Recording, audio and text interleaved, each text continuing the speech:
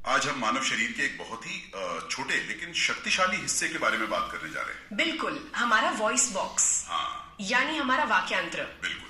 हमारे पास कुछ जानकारी है जो बताती है कि हम असल में आवाज कैसे पैदा करते हैं।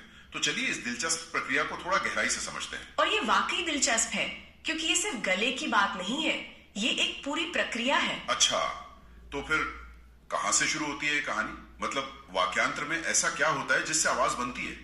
तो देखिए, वाक्यांत्र के आर पार दो वाक तंतु मतलब वोकल कॉर्ड्स फैले होते हैं। दो वाक तंतु, ठीक है। और यहाँ सबसे जरूरी बात यह है कि इन दो वाक तंतुओं के बीच हवा निकलने के लिए एक बहुत ही पतली, एक संकीर्ण झिरी होती है। एक झिरी, जैसे कोई दरार। बिल्कुल, और यही आप कह सकती हैं पूरी प्रक्रिया का केंद्र है। ठीक है, मतलब मेरे गले में दो तंतु हैं और उनके बीच एक बहुत पतली सी जगह है।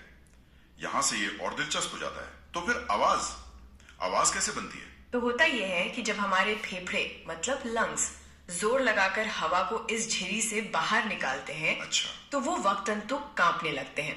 उनमें एक वाइब्रेशन होता है, कंपन होता है। हाँ, और इसी कंपन से ध्वनि यानी साउंड पैदा होती है। अरे वाह, मतलब हवा का जो दबाव है वो उन तंतुओं को वाइब्रेट करता है, जैसे किसी म्यूजिकल इंस्ट्रूमेंट में होता है ना? एकदम सही, आप इसे गिटार के तार की तरह समझ सकते हैं। तो इसका मतलब क्या हुआ?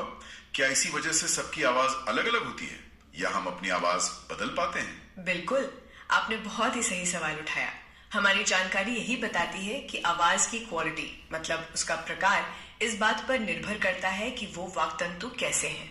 कैसे हैं मतलब जब वाक तंतु तने हुए और पतले होते हैं तो आवाज का प्रकार अलग होता है। ऊंची या पतली आवाज शायद? हाँ बिल्कुल, और जब वे ढीले और मोटे होते हैं तब आवाज गहरी या भारी हो जाती है। एकदम सही। कमाल है, यानी जब हम बोल रहे होते हैं या गा रहे होते हैं तो हम अनजाने में ही इन तंतुओं के तनाव को, उनकी मोटाई को लगातार बदल रहे होते हैं। हर पल, एक सेकंड में कई बार। तो आज हमने जो समझा वो ये है कि हमारे वाक्य यंत्र में दो वाक तंतु हैं। उनके बीच एक पतली सी झिर्री है। फेफड़ों से आती हवा का दबाव उनमें कंपन पैदा करता है, जिससे कच्ची ध्वनि बनती है। और फिर उन तंतुओं का तनाव हमारी आवाज को बदलता है, ऊंचा नीचा जैसा हम चाहें। हाँ, ये पूरी प्रक्रिया का एक तरह से सार है।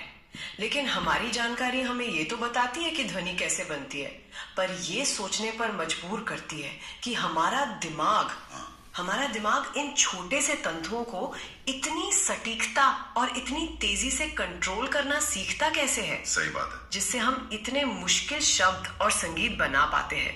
वो असली कमाल है।